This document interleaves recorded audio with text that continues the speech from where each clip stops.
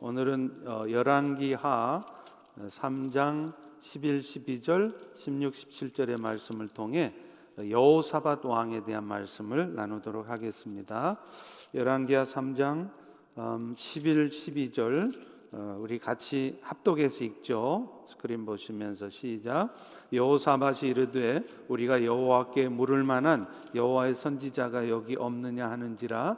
이스라엘의 왕의 신하들 중에 한 사람이 대답하여 이르되 전에 엘리야의 손에 물을 붓던 사밧의 아들 엘리사가 여기 있나이다 하니 여호사밧이 이르되 여호와의 말씀이 그에게 있도다 하는지라. 이에 이스라엘 왕과 여호사밧과 에돔 왕이 그에게로 내려가니라. 다음 16절 그가 이르되 여호와의 말씀이 이 골짜기에 개천을 많이 파라 하셨나이다. 여호와께서 이르시기를 너희가 바람도 보지 못하고 비도 보지 못하되 이 골짜기에 물이 가득하여 너희와 너희 가축과 짐승이 마시리라 하셨나이다. 아멘. 기독교 2000년 역사에서 예수님의 십자가 사건 다음으로 중요한 사건은 아마 종교 개혁일 것입니다. 영적 질서가 무너지고 타락해 가던 중세 기독교를 다시 새롭게 했던 종교 개혁은 마르틴 루터에 의해서 이루어졌습니다. 그런데 이 마르틴 루터도 한때는 종교 개혁을 탄압했던 교황과 봉건 제후들, 이른바 기득권 세력들의 반대에 부딪혀서 한동안 좌절하고 낭망하고 있었습니다. 낙심 가운데 친구의 집에 숨어 지내던 루터 앞에 하루는 아내가 상복을 입고 나타났습니다. 아니 누가 죽었어? 라고 묻는 루터의 질문에 아내는 이렇게 대답합니다. 예, 하나님이 죽으신 것 같습니다. 루터는 크게 화를 냈습니다. 하나님은 오늘 또 살아 역사하셔서 악한 자들을 물리치시고 당신의 뜻을 여전히 이루어가고 계신데 무슨 그런 불경한 말을 하시오? 그러자 아내는 이렇게 대답합니다. 당신 말대로 하나님은 지금도 살아 역사하고 계시는데 당신의 낙심하고 있는 모습을 보니 하나님이 죽은 줄 알았습니다. 루터는 이 아내의 말에 용기 백배해서 다시 낙심했던 마음을 추스르고 종교 개혁을 완수했다고 합니다. 여러분, 기독교의 역사에서 하나님은 항상 믿음의 사람들을 통해 일해 오셨습니다. 세상적으로 볼 때 아주 똑똑하고 잘난 사람들을 통해 일하지 않으셨습니다. 오히려 아무것도 할 수 없을 것 같고 잘 준비되어 있지도 않은 것 같지만 철저히 하나님만을 의지하는 사람들, 그런 믿음의 사람들을 통해 당신의 뜻을 이루어 가신 것입니다. 그런 의미에서 오늘 본문의 여호사밧 왕의 이야기는 오늘 우리에게 믿음의 사람들은 어떤 모습으로 살아가는 사람들인지 좋은 도전과 은혜의 말씀이 되리라고 생각합니다. 여호사밧 왕은요, 남유다의 네 번째 왕이었습니다. 여러분이 표를 보시면 아시지만 아버지 아사 왕의 뒤를 이어서 남유다의 왕이 되었던 여호사밧은 35살에 왕이 되어서 BC 871년부터 848년까지 25년 동안을 다스립니다. 이 여호사밧 왕은 남유다의 3명의 선한 왕 중에 하나였습니다. 북이스라엘의 왕들은요 19명의 왕 전부가 악한 왕이었던 반면에 남유다의 왕들은 그 20왕 중에 선한 왕들이 들어 있었고, 그 중에 전반기에는 바로 오늘 본문의 주인공인 여호사밧 왕, 또 중반기에는 히스기야 왕, 그리고 남유다가 멸망하기 직전 종반기에는 요시야 왕이 선한 왕들이었습니다. 그런데 이 선한 왕들의 공통점이 하나 있는데, 그게 뭐냐면 바로 종교 개혁을 일으켰다는 것입니다.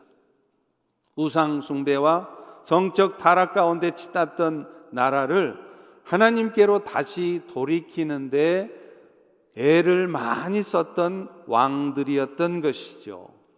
그렇다면 그 믿음의 왕들은, 특별히 오늘 여호사밧 왕은 어떤 믿음을 가지고 그런 종교 개혁을, 하나님이 기뻐하시는 일들을 이루어 가셨을까요? 여호사밧 왕이 믿음의 사람이었던 것은 첫 번째로 그는 모든 일들을 행할 때 큰 일이든 작은 일이든 하나님 앞에 물었던 사람이라는 것입니다. 사실 여호사밧이라는 자기 이름의 뜻 자체가 여호와께서 주셨다, 그런 뜻입니다. 다시 말하면 여호사밧은 자신의 이름을 통해서도 자신이 지금 누리고 있는 모든 것들이 자기가 잘나서도 아니고, 자기가 실력이 좋아서도 아니고, 자기가 열심히 노력했기 때문도 아니고, 하나님 앞에 구할 때 하나님이 주신 것이라는 것, 이것을 확인하고 있었기 때문입니다. 그래서 그는 무슨 일을 하든, 그것이 아주 큰 일이든 작은 일이든 늘 하나님께 뜻을 묻고 결정하고 행동했던 것입니다. 또 그는요, 아무리 사람들이 치밀한 계획을 세워서 나름대로 전략을 짜고 준비를 해도 결국 그 일이 되는가 안 되는가는 하나님의 손에 달려 있다는 것을 잘 알고 있었습니다.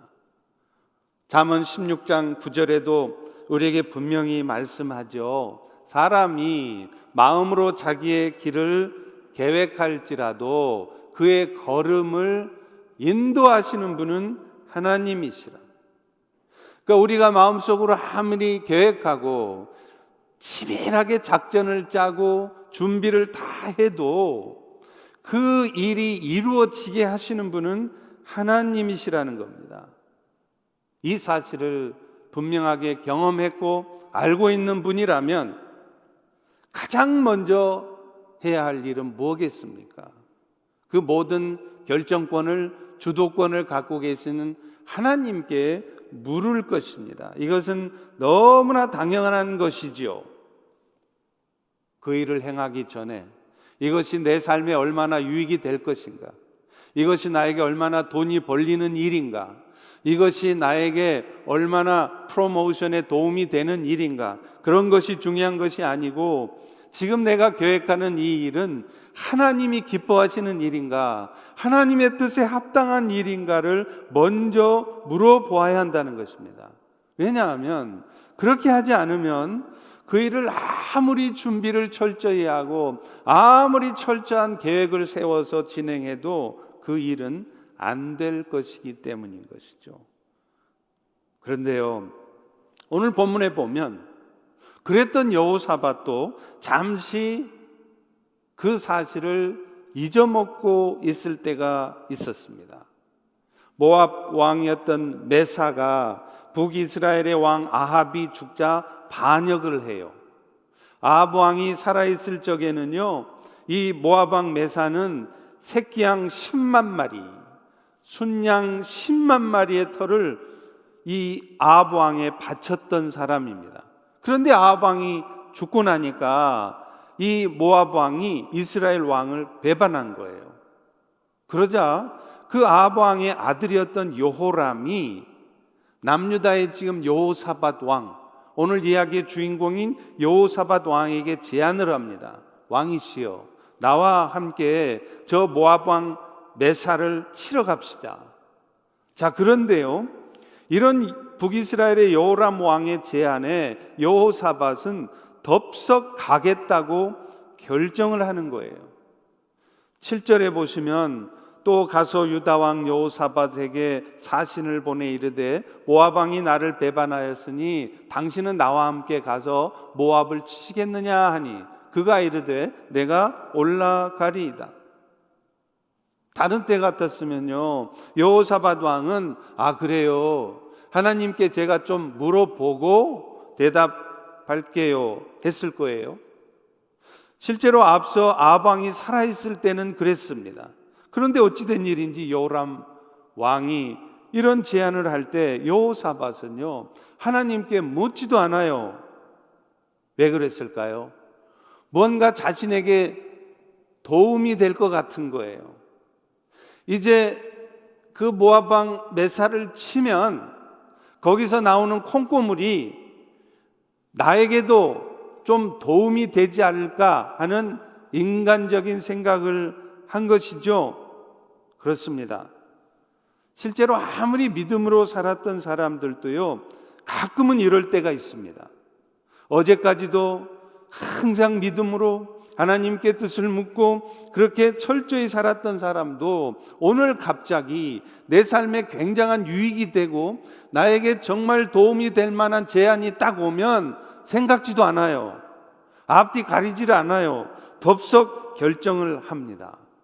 그래서 우리에게는 항상 영이 깨어 있어야 된다는 거예요. 영안이 열려 있어야 된다는 거예요.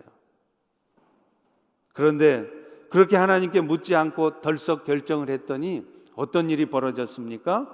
이스라엘 왕, 남유다 왕, 에돔 왕이 연합해서 이제 모압을 치러 가는데요, 생각지도 못한 일이 벌어져요. 7일쯤 지나니까 군사들과 짐승들을 먹였던 물이 없어지게 된 거예요. 9절에 보십시오. 이스라엘 왕, 유다 왕, 에돔 왕이 가더니 길을 둘러간 지 7일에 군사와 따라가는 가축을 먹일 물이 없는지라. 그런데 여러분, 이런 일이 발생하는 것 절대로 우연이 아닙니다.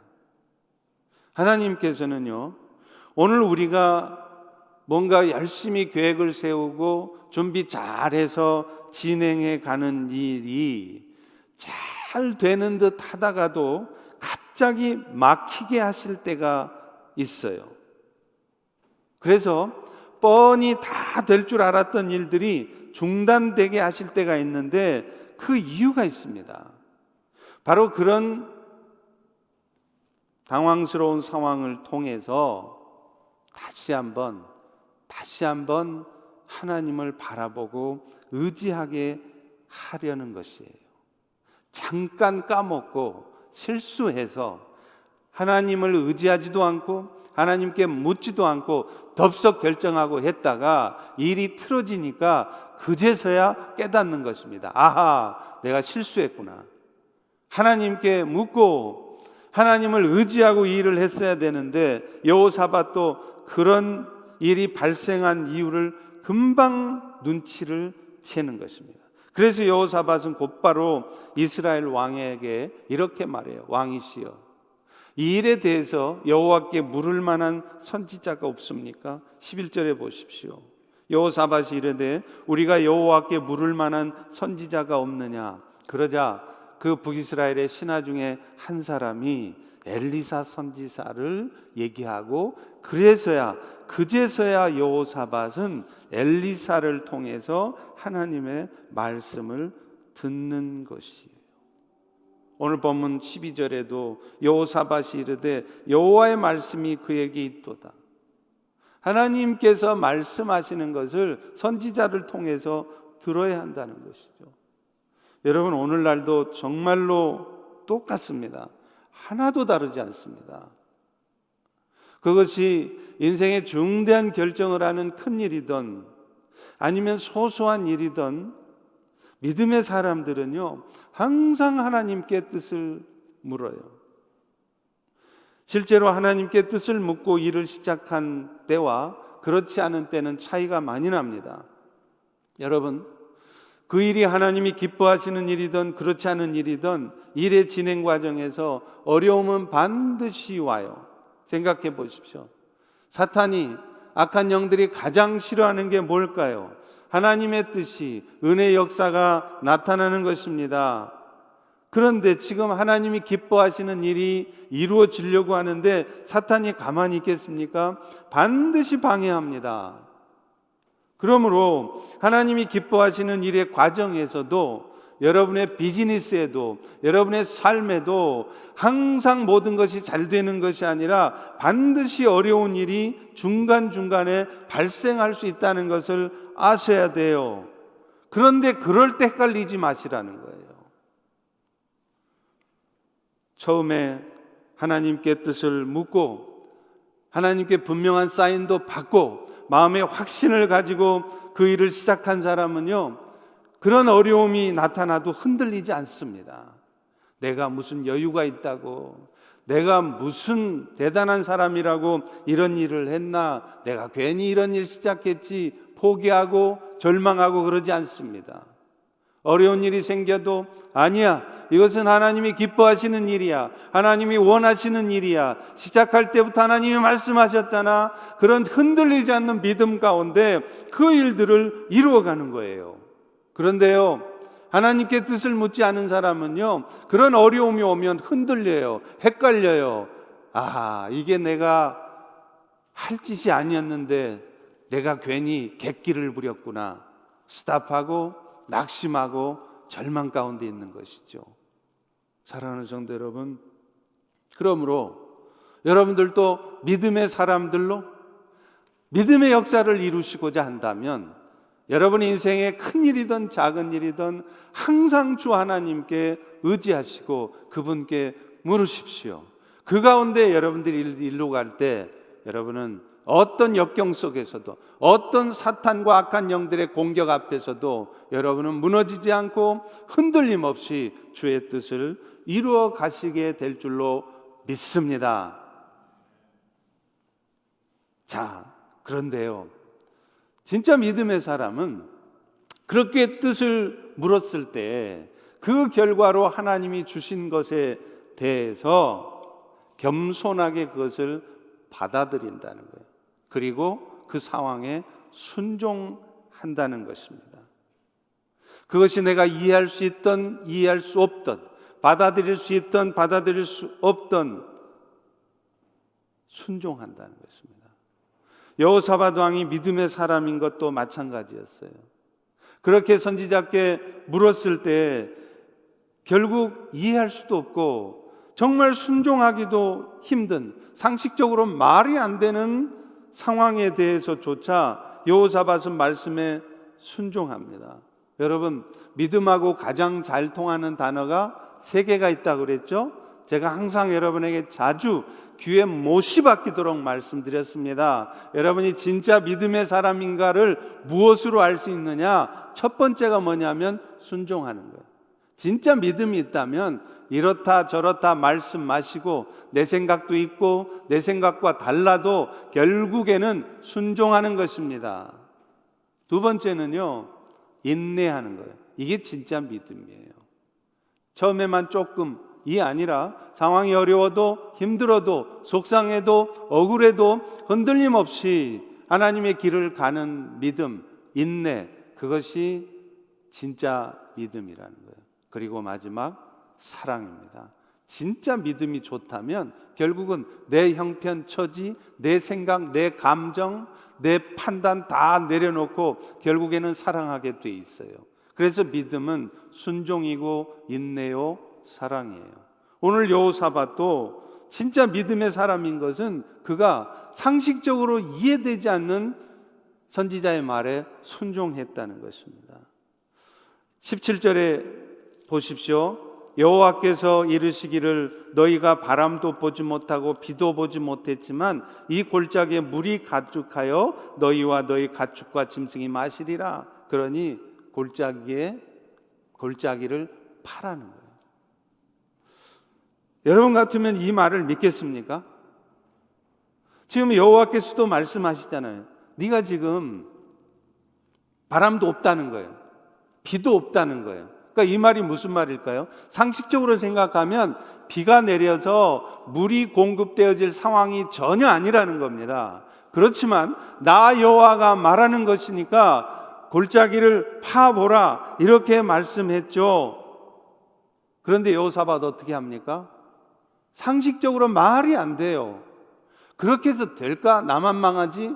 나만 손해지? 아니에요. 말씀대로 했어요. 그랬더니 정말 물이 찼습니다.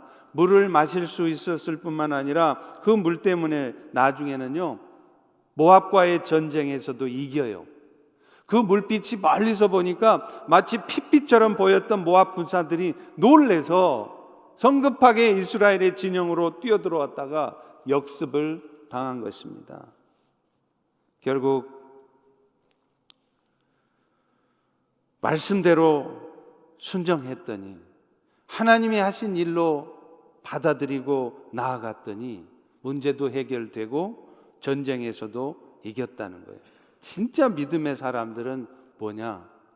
하나님이 붙여준 사람, 하나님이 겪게 하시는 상황, 그 상황 속에서 하나님이 말씀하신 대로 순종하는 사람입니다. 왜냐하면 자신의 경험, 자신의 판단과 지식으로는 도저히 안 될 것 같지만 하나님이 하시면 된다고 믿었기 때문이죠. 여러분, 오늘날 우리 주변에 기가 막힌 하나님의 역사를 간증하는 사람들 종종 있습니다. 그런데 왜 우리에게는 그런 기적 같은 역사가 나타나지 않을까요? 이유는 간단합니다. 결국에는 eventually, finally 말씀하신 대로 안 하는 거예요. 순종의 삶을 산다고 항상 기적이 나타나는 것은 물론 아닙니다. 그러나 아무리 불가능해 보여도 내 판단으로는 도저히 감당 안 되고 엉망될 것 같지만 하나님이 말씀하심으로 내가 말씀대로 합니다. 그럴 때 역사가 나타나는 거예요. 저는요 누가복음 5장에 베드로가 예수님과 인카운트하는 장면에서 베드로의 팻말이 귀에 쟁쟁해요. 누가복음 5장 5절이지 않습니까? 선생이시여 우리들이 밤이 맞도록 수고하여서 얻지 못했지만 말씀에 의지하여 내가 금을 내리겠습니다. 이 말을 우리가 늘상 쓰는 말로 바꾸면 이렇습니다. 주여, 사람 생각으로 하자면 내 인생과 내 세상 살아온 경험으로 보자면 이거 도저히 안 된 상황이지만 내가 주님을 신뢰하기 때문에 주님의 말씀대로 해보겠습니다. 속상해도 자존심 누르고 억울하고 속상해도 하나님의 말씀대로 하겠습니다. 사실 우리 태도가 이래야 된다는 거예요. 내 경험과 내 판단, 내 생각을 앞세우면요 절대로 주의 역사를 경험하지 못합니다. 결국에는 우리 인생에는 내가 뻔히 예측할 수 있는 상식적인 수준의 일들밖에 안 일어나요. 정말로 상식을 뛰어넘는 기가 막힌 역사는 안 나타납니다. 우리는 마태복음 6장 33절의 말씀, 그런즉 너희는 그의 나라와 그의 의를 먼저 구하라. 그리하면 이 모든 것을 너희에게 더하시리라. 이 말씀 얼마나 많이 들으셨습니까? 설교 때마다 듣지 않습니까? 그런데 우리는 결국에는 그렇게 안 합니다. 먼저 먹을 것, 마실 것이 중요합니다. 그리고 하나님이 그런 거 다 해결해 주시고 나면 그때 하나님 나라를 위해 살아가겠습니다. 그러니까 하나님이 역사하지 못하시는 겁니다. 호주에서 청소년 사역을 하시다가 억울한 누명을 쓰시고 감옥에서 2년 동안이나 고생하셨던 어느 목사님의 간증을 들었어요. 제가 새벽에 일어나서 기도하고 나서 우연히 셀폰을 보다가 이 목사님의 간증을 들으면서 혼자 새벽에 미친놈처럼 웃기도 하고 울기도 하고 제가 얼마나 은혜를 많이 받았는지 몰라요. 근데 이 목사님 아니 어떻게 방황하던 아이를, 한국 아이인데 올바르게 선도하려고 했던 일이 꼬였어요. 그래서 납치, 폭행, 감금 이런 누명을 쓰고 실형을 선고받아서 감옥에 갇혔습니다. 처음에는 하나님의 이름도 부르기 싫더래요. 내가 뭘 잘못했습니까 도대체? 그런데요, 그분이 이후에 감옥에서 경험한 일들은 정말로 상상을 초월하는 일들이었습니다. 처음 판결을 받기 전에 있게 되는 구치소, 디텐션 센터라고 그러죠. 거기 가서는 어떤 일을 경험하게 됐느냐면 일주일 동안 머무는데 방이 매번 바뀌더래요. 그런 일이 절대로 없답니다. 한 방에 2명씩 들어가는데 그 방이 매번 바뀌는데요, 가는 방마다 온몸에다가 문신을 한 험악한 형제들이 있는데 그 형제들이 묻는 거예요. 그 사람들이 당신 뭐 때문에 들어왔어? 그러니 내는 이러이러 억울한 일을 겪고 이것 때문에 들어와서 재판을 기다리고 있습니다. 그랬더니 그 사람들이 당신 참 재수없구만, 복이 없구만. 그런데 이 목사님이 그 얘기를 나누는 그 죄수들, 험악한 죄수들, 근데 사실은 내가 이렇게 복이 없는 상황이 된 것은 사실 당신들 때문에 그렇습니다. 그렇게 얘기를 하는 거예요. 깜짝 놀라죠. 왜 나 때문에 당신이 그런 억울한 일을 겪었는데? 말을 합니다. 생각해 보십시오. 이 한 주에, 한 스테이트에 6천 명의 죄소자가 있는데 이 죄소자들 중에 목사나 전도사 같은 사람이 과연 몇 명이나 있겠습니까? 뭐 별로 없겠죠. 자, 그런데 그렇게 하고 많은 죄수들 중에 그 정말 몇 명 안 될 목사 전도사인 내가 하필 당신하고 방을 같이 쓰게 된 것 결코 우연이 아닙니다. 하나님께서는 정말로 당신을 사랑하시기 때문에 나를 이렇게 억울한 일을 겪게 해서라도 당신에게 보내신 것입니다 라고 말하면서 자신의 간증을 하고 예수님의 복음을 전하면 모두가 다 그 자리에서 예수님을 영접하더라는 거예요. 매일매일 방이 바뀌면서 그 방마다 모든 죄수들이 다 예수님을 영접했다는 거예요. 놀라운 일이 아닙니까? 그 중에 하나 베트남의 갱스터가 하나 있었는데요, 이 친구는 그 복음을 받아들이더니 그 자리에서 이 목에 걸고 다니던 불교의 만자 있잖아요, 절 표시하는 그 만자 목걸이를 탁 뜯어버리더라는 거예요. 그리고 더 놀라운 것은 그 즉시로 그 감옥에 있는 채플을 찾아가서 베트남어로 된 성경을 다 달라. 그런데 그 당시에 감옥에 여러 나라 말로 번역된 성경이 있었는데 유일하게 베트남어 성경만 안 나가고 있었대요. 한 권도 안 나가던 성경이, 그렇게 오랫동안 한 권도 안 나가던 성경이 그 복음을 전해 듣고 예수님을 영접한 그 베트남 갱스터 때문에 50권의 베트남어 성경이 다 나갔대요. 그래서 이 친구가 그 베트남어 성경을 자기 갱스터 친구들한테 다 나눠주고 다 너희도 예수 믿어라. 여러분, 이런 일이 쉽게 생길 수 있는 일입니까? 또 한 번은 어떤 죄수가 작업을 하다가 손을 다쳐서 손가락을 움직일 수도 없는 상황이 되었는데 이 목사님을 찾아왔대요. 네가 하나님의 종이 맞다면, 네 말대로 네가 진짜 하나님의 종이면 네가 기도해서 이 손을 낫게 해달라고 그러더라는 거예요. 그래서 이 목사님 하나님 앞에 이렇게 기도했답니다. 하나님, 제가 지금 입장이 아주 곤란하게 됐습니다. 여기서 만약에 역사해 주시지 않으면 하나님의 이름은 땅에 떨어질 것이고 저도 앞으로 감옥 생활이 괴로울 것 같습니다. 역사해 주십시오. 그리고 기도했는데 정말로 그 즉시로 손이 움직이더라는 거예요. 그 이후에 매일 저녁 환자들이 몰려드는데 다리 부러진 사람, 몸 아픈 사람 오는데 한 번도 그런 일이 없던 이 목사님, 기도만 하면 그 사람들이 다 낫는 거예요. 엄청난 전도가 일어났습니다.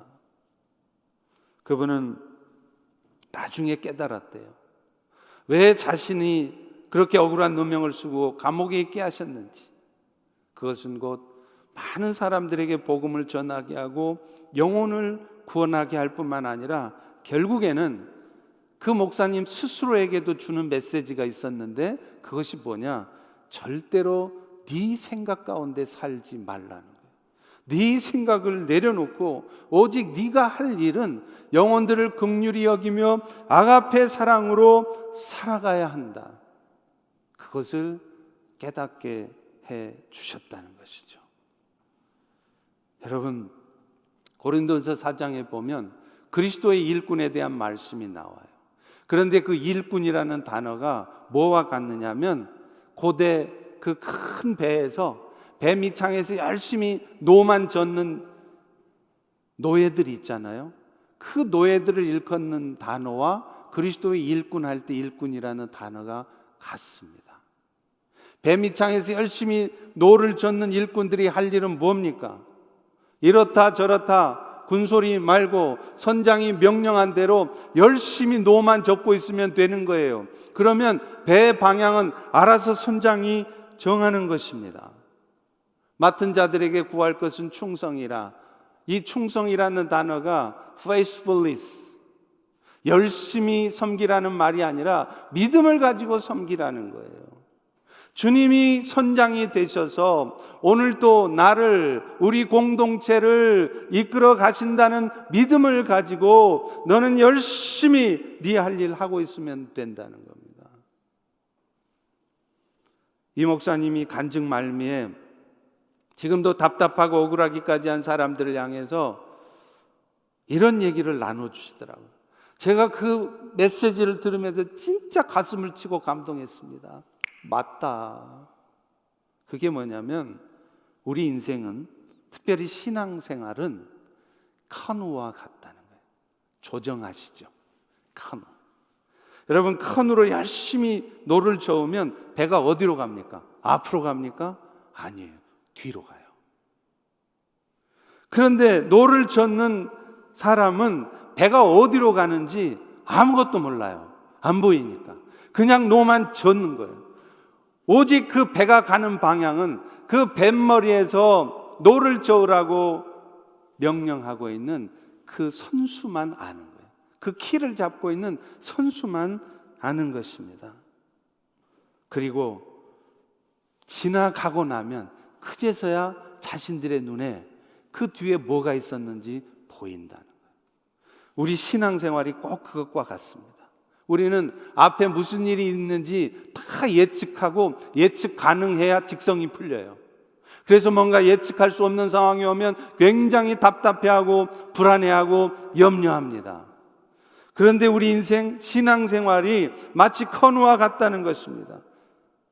앞서 그 목사님의 인생처럼 도무지 상상할 수도 없고 고통스럽고 억울하기까지 한 삶의 과정도 거치게 돼요. 그러나 분명한 것은 그 과정에서도 하나님께서는 그 모든 일들을 통해 선한 뜻을 이루어 가고 계신다는 것입니다. 그리고 그 모든 일들은 다 지나가고 나면 비로소 우리의 눈앞에 나타나게 된다는 것입니다. 그러니 여러분의 앞길이 너무 답답하다고, 여러분 보시기에 심각해 보인다고 너무 걱정하지 마십시오. 두려워하지 마십시오. 낙심하지 마십시오. 결국은 주님께서 당신의 뜻을 이루실 것입니다. 믿음으로 살아간다는 것은 그런 하나님을 향한 신뢰와 믿음 가운데 오늘 나는 열심히 노만 젓고 있는 것입니다. 그런데 한 가지 마지막으로 우리가 여호사밧 왕을 통해서 깨달아야 될 게 하나 더 있어요. 그게 뭐냐면 아무리 믿음의 사람이었다 할지라도요, 끝까지 믿음의 삶을 사는 것은 아니더라는 거예요. 여호사밧 왕도 처음에는 믿음의 역사를 나타냈던 훌륭한 왕이었습니다. 그러나 그의 말년에는 아합 왕과 이세벨 사이에 낳은 딸 아달랴를 자신의 며느리 삼아요. 자신의 아들 여호람의 아내로 맞이하죠. 그래서 어떤 일이 벌어집니까? 그 아달랴는 자기의 친아들들을 다 죽이고 자기 스스로가 왕이 돼요. 그래서 남유다 왕의 역사에서 유일하게 중국의 측천무와 같이 여자 황제가 탄생합니다. 계보에도 없는 엉뚱한 여자 황제가 나타나는 것이죠. 전무한 일입니다. 그 책임이 누구한테 있습니까? 여호사밧 왕인 거예요. 오늘날 한국교회도 젊은 날에는 하나님 앞에 잘 쓰임 받았다가 말년에 안타까운 모습을 보이는 목회자들이 얼마나 많습니까? 그들이 실력이 없어서입니까? 설교를 못해서입니까? 못나서입니까? 아닙니다. 그런 의미에서도 우리가 할 일은 뭐겠습니까? 끝까지 믿음을 잃지 않도록 끊임없이 기도해야 된다는 거예요. 성도 여러분들이 하실 일이 뭐겠습니까? 목회자들을 위해서 여러분이 끊임없이 기도해 주셔야 합니다. 그래서 저 역시도 평생의 기도의 제목이 4가지가 있는데, 하나님 영혼을 사랑하는 종이 되게 해주시고, 하나님 앞에 끝까지 겸손한 종이 되게 해달라고 구합니다. 왜냐하면 그 일은요, 우리 스스로의 의지나 노력과 결단으로 되는 것이 아니기 때문에 그래요. 성령 하나님의 도우심이 필요한 것입니다. 여러분, 우리 안에 죄악된 본성을 이겨낼 수 있는 유일한 방법은 오직 성령의 도우심을 구하는 길밖에 없습니다. 귀신을 이겨낼 인간은 없습니다. 그런데 그 악한 영들과의 싸움에서 우리 주님께서는 이미 승리하셨어요. 골로새서 2장 15절에도 말씀하지 않습니까? 통치자들과 권세들을 무력화하고 드러내어 구경거리로 삼으시고 십자가로 그들을 이기셨다. 여기서 말하는 통치자와 권세가 뭐예요? 악한 영적 존재라는 것입니다. 그런데 그들의 존재를 밝히 드러내실 뿐만 아니라 완전히 무장해제시키고 이기셨다는 거예요. 누가요? 예수님이. 그러므로 우리도 그 승리를 맛볼 수 있으려면 그 예수님의 영이신 성령의 도우심을 구하는 것입니다. 갈라디아서 5장 6절에 16절에도 말합니다. 너희는 성령을 쫓아 행하라. 그리하면 육체의 욕심을 이루리라. 성령을 의지하지 않고서는 절대로 우리의 죄악된 본성을 이겨낼 수 없습니다. 그러므로 믿음으로 살아가시려거든 우리 모두는 끊임없이 성령의 도우심을 구해야 하는 거예요. 데살로니가전서 5장 16, 17절에도 말하잖아요. 우리가 어떻게 사는 것이 하나님 뜻이라고요? 항상 기뻐하래요. 범사에 감사하래요. 그런데 여러분, 그게 가능합니까? 여러분 항상 기쁘세요? 오늘 이 아침에도 지금 기쁘신가요? 제가 보기에는 여러분 중에도 한 절반 이상은 뭔가 지금 심각한 고민이 있고 마음에 안 드는 일이 있어서 인상이 많이 찌푸려져 계신데요. 범사에 감사하실 수 있습니까? 없습니다. 그래서 우리에게 필요한 게 뭐라고요? 쉬지 말고 기도하라는 거예요. 내 스스로도 어찌할 수 없는 내 마음을 성령께서 주장해 주시도록 구하라는 거예요. 그럴 때 놀라운 주의 역사가 있는 것입니다. 저도 종종 경험합니다. 그런 의미에서 우리는 정기적으로 기도하는 시간을 정해 놓으셔야 돼요. 시간 나면 기도해야지 절대로 쉽게 기도하지 못합니다. 여러분이 육신이 피곤하고 힘들어도요, 내가 하루에 정해진 시간에 이 시간만큼은 반드시 기도하겠다 습관으로 붙여놔야 돼요. 감사기지 12월 7일부터 다시 저녁 기도회를 시작합니다. 이제 그 시간을 활용해 보세요. 어떤 날은 하고 어떤 날은 안 하고가 아니라 몸이 피곤하던 할 일이 대상 같던 항상 그 정해진 시간에는 열일을 제쳐놓고 화면 앞에 와서 함께 그 기도에 참여할 때 놀라운 주의 역사들이 여러분 인생에도 나타나기 시작할 것입니다. 또 하나는 말씀 듣는 일에 열심을 내라는 거예요. 로마서 10장 17절에도 말하잖아요. 믿음이 그냥 생기는 게 아니에요. 믿음은 그리스도의 말씀을 들을 때 생깁니다. 20년, 30년을 신앙생활해도요, 하나님의 말씀을 듣기를 게을리하고 하나님의 말씀을 사모하지 않으면 절대로 믿음은 생기지 않습니다. 그러므로 우리 역시 틈만 나면 말씀이 선포되는 자리를 사모하셔야 돼요. 그럴 때 믿음의 역사가 우리에게 나타나는 것이죠. 매주 수요일 오전과 금요일 저녁에 성경을 읽고 있습니다. 오늘날 많은 사람들은 설교를 많이 들어요. 웹서핑하면서 이 목사님 저 목사님 설교는 수도 없이 듣습니다. 경건서적도 제법 읽습니다. 그런데 문제는 하나님의 말씀은 읽지 않습니다. 이건 잘못된 것입니다. 경건서적을 읽는 것이 잘못된 게 아니고 설교 말씀을 많이 듣는 게 잘못된 것이 아닙니다. 가장 먼저이고 가장 필요한 일은 여러분이 성경을 읽는 일이에요.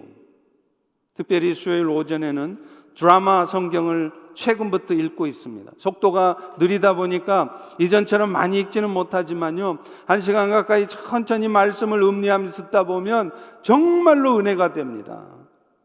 말씀을 맺습니다. 여러분, 코로나 바이러스는 눈에 보이지 않습니다. 그런데 그 눈에 보이지 않는 바이러스 때문에 많은 사람들이 죽고 공포에 휩싸여 있습니다. 그런데 이 바이러스는 꼭 죄와 같아요. 죄도 자칫 눈에 보이지 않습니다. 심지어는 내가 지금 죄 가운데 있다는 것조차도 몰라요.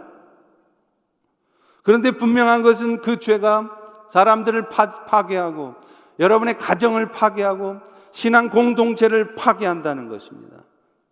그런데 그 바이러스는 결국에는 치료제가 개발돼야 돼요. 여러분, 최근에 백신이 개발되었다고 해서 많이 마음들이 들떠 계시는데 아닙니다. 백신이 아무리 개발돼도요, 궁극적으로 치료제가 나오지 않으면 팬데믹 상황은 종식되지 않습니다. 그 치료제가 무엇입니까? 예수 그리스도입니다.